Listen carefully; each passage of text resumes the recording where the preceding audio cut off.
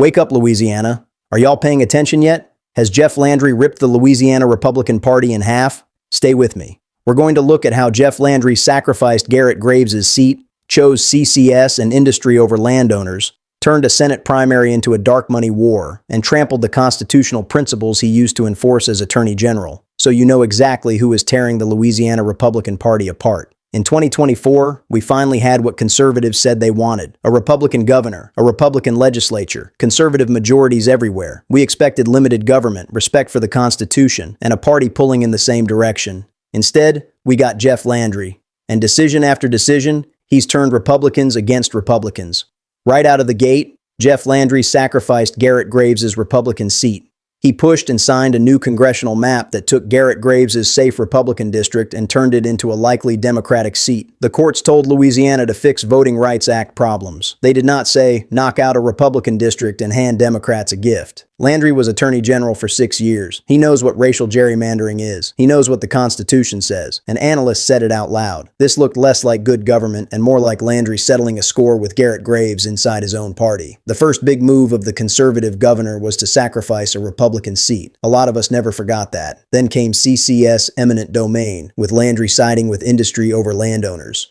Louisiana has been giving private carbon capture companies the power to take land for wells and pipelines. Landowners and local leaders are saying that turns public use into private profit and crosses a constitutional line. These are rural conservatives, farmers, property rights folks, many lifelong Republicans telling Baton Rouge, you can't let private companies take our land and still call this constitutional. Instead of standing with them, Landry has defended the system and sided with the CCS build-out and big industry interests. That's not party unity. That's a governor picking corporate projects over the people who own the dirt. Then the Senate race turned into a dark money war against a grassroots conservative, when it should have been a simple, straight primary. On paper, you had Julia Letlow and John Fleming. In a healthy party, that Senate primary would have been a normal contest between two Republican candidates, each making their case, and in the end, everybody uniting behind the winner to hold the seat. Here's what a lot of people miss. It would have been easy for John Fleming to stand with Jeff Landry in industry. If he had gone along, Julia Letlow might never have even gotten into the race, but he didn't. He chose to stand with the people instead. Fleming, the state treasurer, mostly bankrolled himself and stood with landowners against CCS eminent domain. Letlow walked in with heavy PAC money from business and lobbyist-connected interests, and then the outside groups showed up, PACs and dark money outfits aligned with Landry's crowd, pouring millions into the runoff to attack Fleming as not conservative and unhinged. So instead of a fair primary where the people chose between two Republicans, you had the machine trying to cut off a fellow Republican's head, and in the process, ultimately dividing Louisiana's Republican Party. No wonder some lifelong Republicans are now saying, I've never voted Democrat in my life, but I'm voting for Jamie Davis. Then there's Calvin Duncan and Liz Murrill, and how Landry uses power. Calvin Duncan was elected criminal court clerk in New Orleans. The legislature moved to abolish his office before he could serve, and it became a constitutional fight. Liz Murrill, Landry's attorney general, sent letters to New Orleans leaders, and a grand jury decided she crossed the line, indicting her on multiple counts of intimidation and malfeasance. Whether she did anything criminal or not is supposed to be up to the courts, not the governor. Instead of respecting the process, Jeff Landry jumped on social media, called it a kangaroo grand jury, promised to pardon her as fast as he could, and then ordered the state police to investigate the grand jury itself and the people who ran it. That's the pattern. When the map doesn't go his way, he moves the lines. When landowners complain about CCS, he backs industry. When a grassroots conservative like Fleming stands up, dark money floods in against him. When a grand jury indicts his ally, he sends state police after the jury. How would you like to be the state police officer sent to New Orleans to investigate that grand jury, knowing you're walking into a political hit job, not a normal case? That's not limited government. That's not we respect the Constitution. That's a governor swinging his power around whenever it suits him. So today, Republicans are split and Democrats are in fight mode. Has Jeff Landry ripped the Louisiana Republican Party in half?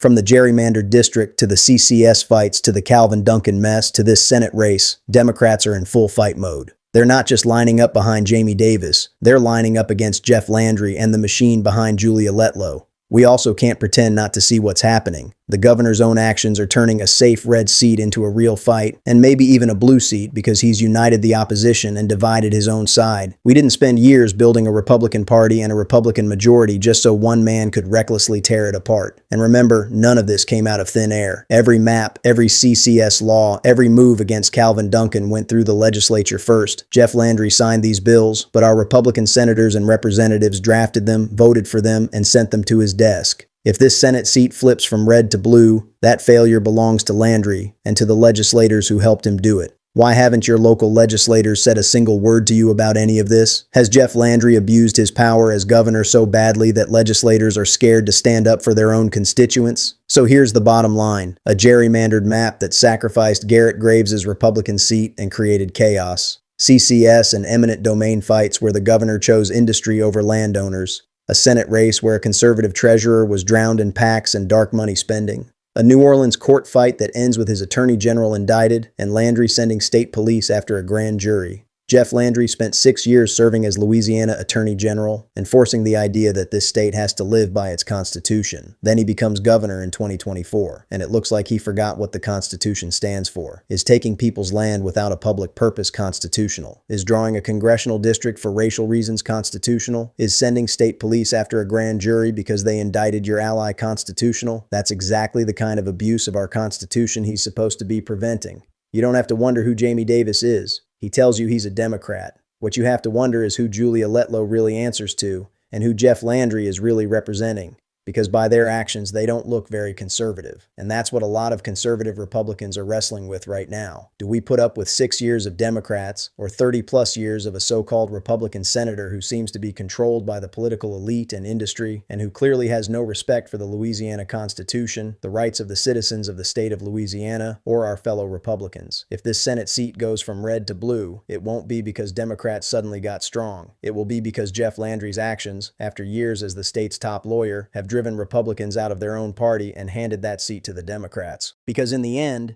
this isn't about Jeff Landry. It isn't about Julia Letlow. It isn't about Democrats or Republicans. It's about Louisiana, our Constitution, our property, our future. The decisions we make today will determine the Louisiana our children and our grandchildren inherit tomorrow. It's time to wake up, Louisiana, before it's too late.